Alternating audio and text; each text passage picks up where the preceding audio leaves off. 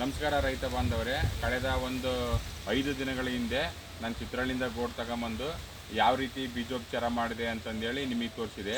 ಆ 5 ದಿನಗಳ ಹಿಂದೆ ಬೀಜೋಪಚಾರ ಮಾಡಿದ್ದು ಏನಪ್ಪ ಅಂದರೆ, ಅದು ನಿಮಗೆ ಟ್ರೈಕೋಡರ್ಮಾ ಅಂತಕ್ಕಂಥ ಒಂದು ಜೈವಿಕ ಶಿಲೀಂಧ್ರನಾಶಕವನ್ನು ನಾನು ಉಪಯೋಗಿಸಿ ಬೀಜೋಪಚಾರ ಮಾಡಿದ್ದೆ. ಅದು ಟ್ರೈಕೋಡರ್ಮಾ. ಈಗ 5 ದಿನಗಳಾದಮೇಲೆ ನಾನು ಮತ್ತೆ ಬೀಜೋಪಚಾರ ಮಾಡ್ತಾಯಿದ್ದೀನಿ. ಇದು ಯಾವುದಪ್ಪ ಅಂದರೆ, ಇದು ಸುಡೋಮೋನಾಸ್ ಅಂತಂದೇಳಿ. ಸುಡೋಮೋನಾಸ್ ಇದು ಒಂದು ಶಿಲೀಂಧ್ರನಾಶಕ, ಜೈವಿಕ ಶಿಲೀಂಧ್ರನಾಶಕ. ಅದಕ್ಕೂ ಇದನ್ನು ಒಂದೇ ಸಲ ಮಾಡೋಕ್ಕೆ ಬರೋಲ್ಲ, ಯಾಕಂದರೆ ಎರಡು ಆಪೋಸಿಟ್ ಆಗುತ್ತೆ. ಹಾಗಾಗಿ ಒಂದು 4 ದಿನ ಗ್ಯಾಪ್ ಕೊಟ್ಟು ನಾವು ಇದನ್ನು ಬೀಜೋಪಚಾರ ಮಾಡಬೇಕಾಗತ್ತೆ. 5 ದಿನದಿಂದ ನಾನು ಟ್ರೈಕೋಡರ್ಮಾವನ್ನು ನಾನು ಬೀಜೋಪಚಾರ ಮಾಡಿದ್ದೆ. ಈಗ ಮತ್ತೆ 5 ದಿನಗಳಾದಮೇಲೆ ಮತ್ತೆ ನಾನು ಬೀಜೋಪಚಾರವನ್ನು ಮಾಡ್ತಾಯಿದ್ದೀನಿ. ಯಾವ ರೀತಿ ಮಾಡ್ತಾಯಿದ್ದೀನಿ ಅಂತಂದು ತೋರಿಸ್ತೀನಿ, ಬನ್ನಿ ನೋಡಿ. ಫಸ್ಟಿಗೆ ನಾನು ಏನು ಮಾಡ್ತೀನಿ ಅಂದರೆ, ಬೆಲ್ಲ ಪಣಕವನ್ನು ಹಾಕ್ತಾಯಿದ್ದೀನಿ ನೋಡಿರಿ. ಬೆಲ್ಲದ ಪಣಕ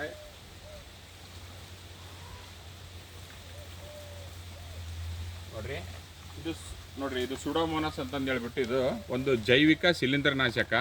ಯಾವುದೇ ಗಾಳಿಯಲ್ಲಿ ಬರ್ತಕ್ಕಂಥ ಒಂದು ವೈರಸ್ ಏನಿರುತ್ತಲ್ಲ, ಶಿಲೀಂಧ್ರ, ಅದು ಏನಾದರೂ ಬೀಜದಲ್ಲಿ ಅಂಟಿಕೊಂಡಿದ್ರೆ ಇದನ್ನು ನಾವು ಬಳಸಿ ಬೀಜೋಪಚಾರ ಮಾಡಿ ನಾವು ಸಸಿ ಮಾಡೋದ್ರಿಂದ ಸಸಿ ಆರೋಗ್ಯವಾಗಿ ಬೆಳಿತಾವು. ತಗೊಂಡೋಗಿ ಯಾವುದೇ ರೈತರು ಹಚ್ಚಿದ್ರೂ ಸಹ ಡ್ಯಾಮೇಜ್ ಬರೋಲ್ಲ ಅನ್ನೋ ಉದ್ದೇಶಕ್ಕೋಸ್ಕರ ನಾವು ಇಷ್ಟೆಲ್ಲ ಕಾಳಜಿಯನ್ನು ವಹಿಸಿ ನಾವು ಬೀಜೋಪಚಾರ ಮಾಡ್ತಾಯಿದ್ದೀನಿ ನೋಡಿರಿ. ಸುಡೋಮೋನಾಸ್ ಯಾವ ರೀತಿ ಮಾಡ್ತಾಯಿದ್ದೀನಿ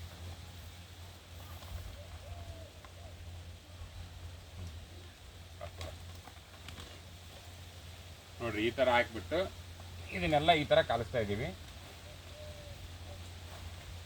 ಕಳಪೆ ಬೀಜಗಳು ಕೊಟ್ಟು ನಾವು ಯಾವ ರೀತಿ ಹೆಂಗೆ ಬೇಕು ಹಂಗೆ ಸಸಿಗಳನ್ನ ಮಾಡಲ್ಲ. ಭಾಳ ವೈಜ್ಞಾನಿಕವಾಗಿರ್ತಕ್ಕಂಥ ಮೆಥಡ್ನಲ್ಲಿ ನಾವು ಬೀಜೋಪಚಾರವನ್ನು ಮಾಡ್ತೀವಿ. ನೀವು ನೋಡ್ಬೋದು, ನೀವು ಬೀಜಗಳನ್ನ ನೋಡ್ಬೋದು, ಯಾವ ರೀತಿ ಬೀಜಗಳಿದಾವೆ ಅಂತ ನೋಡ್ಬೋದು ನೀವು. ಇದೆಲ್ಲ ಫುಲ್ ಹಣ್ಣಾಗಿ ಈಗ ಮೊಳಕೆಗೆ ಸಿದ್ಧವಾಗಿದೆ. ಈಗ ನಾವು ಬೆಡ್ಡಿಗೆ ಹಾಕ್ತಾ ಇದ್ದೀವಿ ಇದನ್ನು ನೋಡ್ರಿ. ಬರ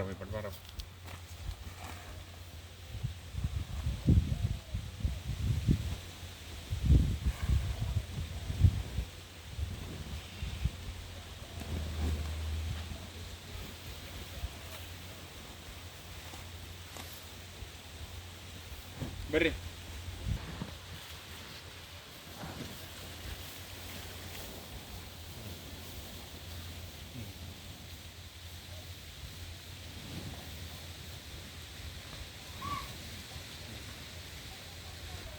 ಇಲ್ಲೇ ಸ್ವಲ್ಪ ಆಯ್ತು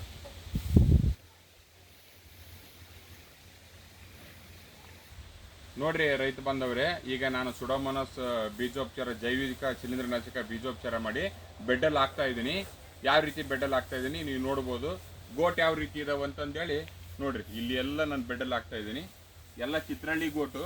ಸುಮ್ಮನೆ ನೀವು ₹1 ₹2 ಕಡಿಮೆ ಸಿಗ್ತೈತಿ ಸಸಿ ಅಂದು ಹೆಂಗೆ ಬೇಕಂತಂದು ಕ್ವಿಂಟಲ್ ಗಂಟ್ಲೆ ತಂದು ಹಾಕಾರಿದ್ದಾರೆ. ದಯವಿಟ್ಟು ಆ ರೀತಿ ಮೋಸ ಹೋಗ್ಬೇಡ್ರಿ. ಈ ಥರ ವೈಜ್ಞಾನಿಕವಾಗಿ ಅವುಗಳನ್ನ ದಯವಿಟ್ಟು ನೀವು ರೈತರ ಸಸಿಗಳನ್ನ ಆಯ್ಕೆ ಮಾಡ್ಕೋಬೇಕು, ತಮ್ಮ ಮೂಲಕ ಹಚ್ಚಬೇಕಾದ್ರೆ ಅಂತ ನಾನು ಕೇಳ್ಕೊಂತೀನಿ.